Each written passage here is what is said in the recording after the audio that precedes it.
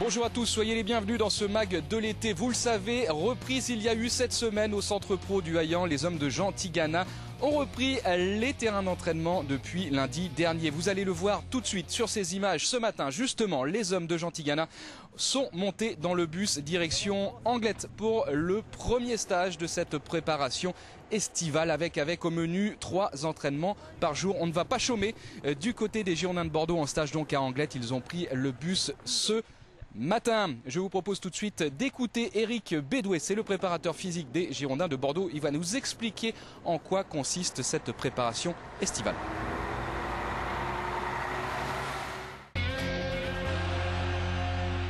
Sur le plateau de Girondins TV en compagnie d'Eric Bédoué, le préparateur physique sportif de cette équipe des Girondins de Bordeaux. Bonjour Eric. Bonjour. Quel est le programme de la reprise pour les joueurs? Vous avez monté en puissance, bien évidemment. Déjà, ils ont eu un programme personnel avant de rentrer un petit peu ici. Et là, on va y aller progressivement, sachant que la saison ne va pas tout à fait être la même que les saisons passées, puisqu'on n'a pas de Coupe d'Europe. Donc, on va essayer d'intensifier un petit peu plus la préparation.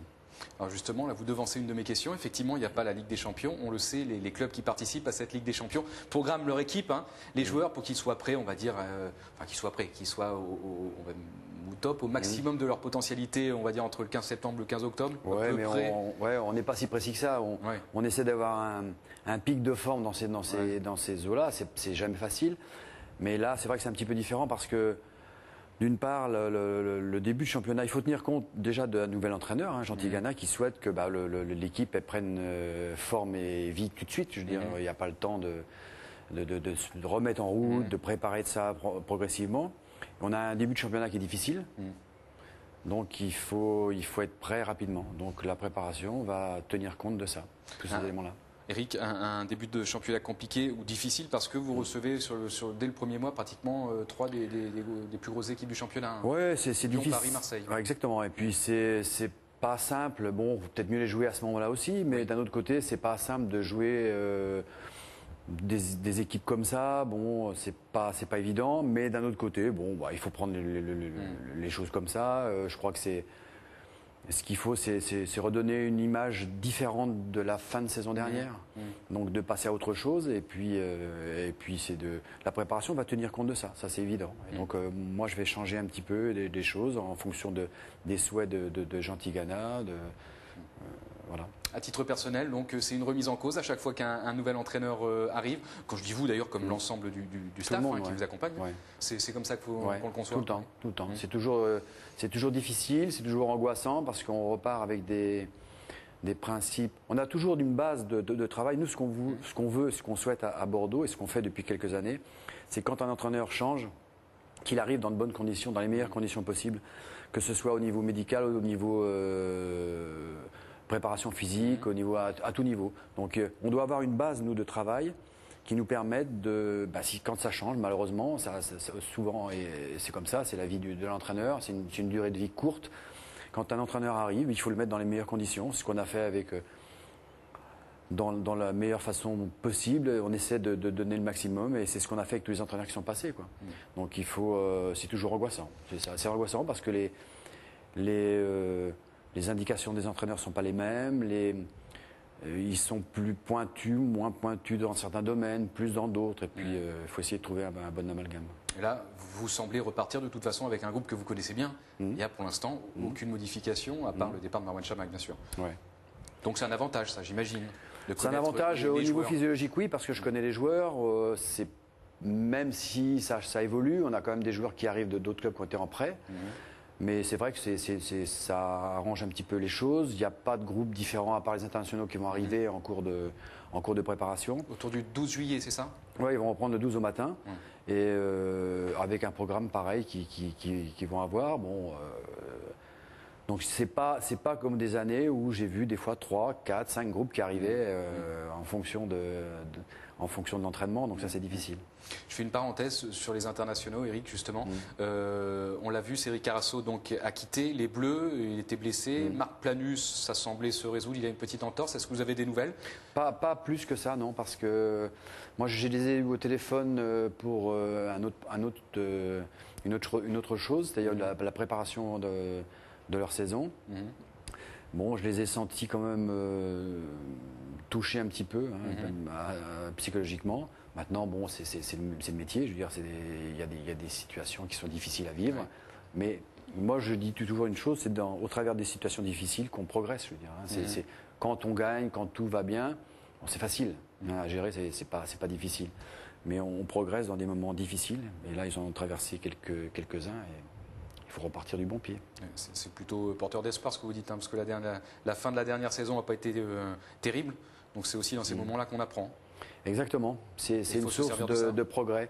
Non, mais le football, le sport de haut niveau, c'est comme ça. Hein. On ne progresse qu'au travers de la difficulté. Quand tout va bien, en général, bon, ça va bien, c'est facile à gérer. Il faut analyser aussi. Je ne dis pas qu'il faut toujours vivre des situations difficiles, non. Il faut avoir un peu de bonheur dans sa vie. Mais je veux dire, au travers des situations difficiles, il faut en tirer le maximum, il faut en tirer le bénéfice de progresser. Et c'est au travers de ces moments-là qu'on dit, bah, tiens, dans cette situation-là, la prochaine fois, je ne ferai pas ça. Je vais progresser, je vais faire ça. Et au fil d'une carrière, bah, on s'améliore, on peaufine certaines choses. Et il faut prendre ça comme un... Sinon, des choses graves dans sa vie professionnelle en tant que footballeur professionnel, on en a souvent, hein, souvent. Mais vous nous confirmez ici que vous les avez eu au téléphone et qu'ils sont un peu affectés par ce qui s'est passé. Ça n'a pas été très calme. Hein, non, mais je n'ai pas discuté longtemps. Hein. Moi, j'ai eu une impression comme ça. Oui, ils étaient affectés, mais bon, ils sont quand même, ce sont des jeunes hommes. Hein. C'est pas des enfants. Et puis bon, ils ont l'expérience. Bon, et puis on va dire que Johan est un jeune homme, on va dire de Marc et de Cédric qui sont un peu plus âgés. Oui, mais enfin, ce sont quand même des jeunes hommes. Et ce ne sont pas des gens très âgés. Dans le métier, il y en a certains qui vieillissent un petit peu, mais c'est à partir de 27-28 ans qu'on commence à être très bien au niveau du football. Hein, quand on a l'expérience, quand on a toute la base physique, tout ça, et puis on a l'expérience qui nous aide un petit peu, et là on est bien, on est plus mature, quoi. Vous pensez que Cédric sera rétabli pour le championnat ? Je ne sais pas. J'ai pas d'indication. D'accord. Bon, allez, 2 dernières questions, Eric, et puis on vous libère. Jean Tiguin, est-ce que vous le connaissiez et comment s'est passée votre première rencontre ? Très bien. Je le connaissais comme ça, oui. Bah forcément, comme joueur, j'ai joué contre lui quand j'étais moi en seconde division.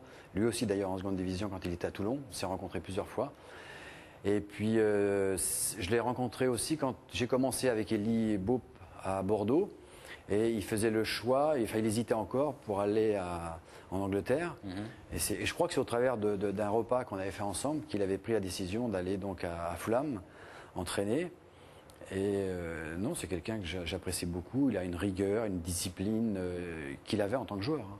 C'est quelqu'un, souvent des fois on voit des joueurs, des anciens joueurs qui deviennent entraîneurs et qui sont un peu différents, qui changent. Lui, il a toujours une discipline de vie, une rigueur qui continue à mener en tant qu'entraîneur.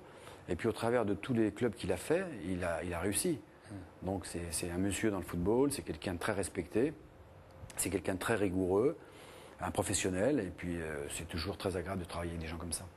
Dernière question, ça ne vous a pas échappé, Laurent Blanc, Jean-Louis Gasset qui lance des ballons de sonde comme ça de temps en temps dans la presse.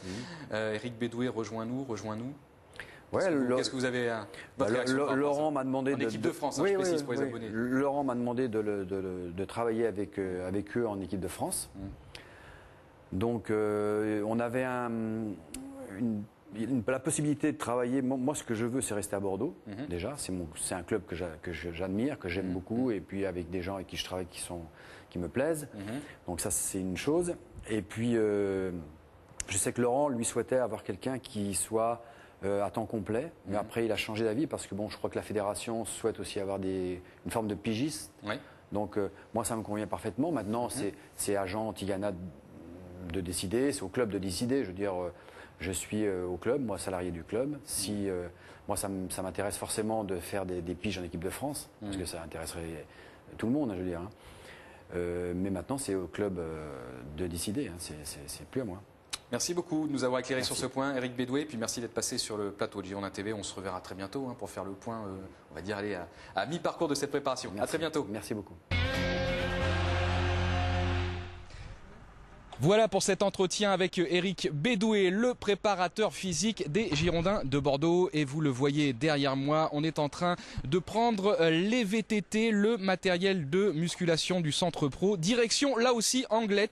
Les joueurs vont utiliser l'ensemble de ce matériel en stage durant toute la semaine. Merci d'avoir suivi cette émission. Je vous donne rendez-vous mardi prochain à 19h30 sur l'antenne de Girondins TV. Bien sûr, bon week-end.